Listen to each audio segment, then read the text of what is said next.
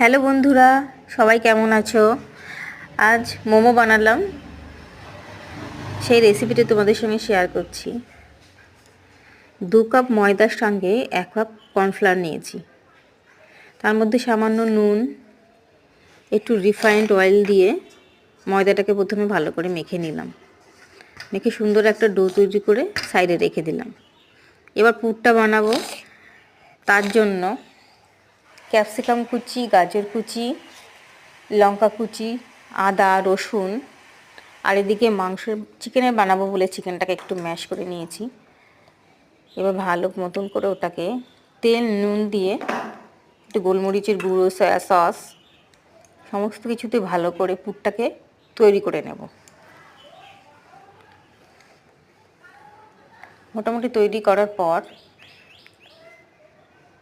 দেখতেই পাচ্ছ কীভাবে তৈরি করছি। ভালো করে এটাকে মেখে নিতে হবে।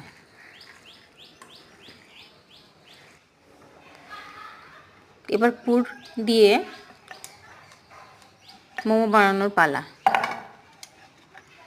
বেশ সুন্দর করে গোল গোল করে আমি লুচির মতন একটু ছোট সাইজেরই বেলে নিয়েছি।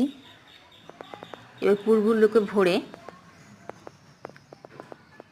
মোমোর ডিজাইন, দেখো কীভাবে মোমোর ডিজাইনগুলো করছি আমি। তোমার যেরকম খুশি করতে পারো, যার যেমন মনে হয়। সাধারণত আমি এটাই পারছিলাম বলে এটাই করেছি, এটাই সোজা লাগছিল। অনেকগুলোই করেছি ডিজাইন, দেখতেই পাচ্ছ। ব্যাস, আমার মোমোর পুরগুলো ভরা রেডি হয়ে গেছে। এবার স্টিমে বসানোর পালা। আমি দেখো আজকে অন্যভাবে একটা স্টিম করব।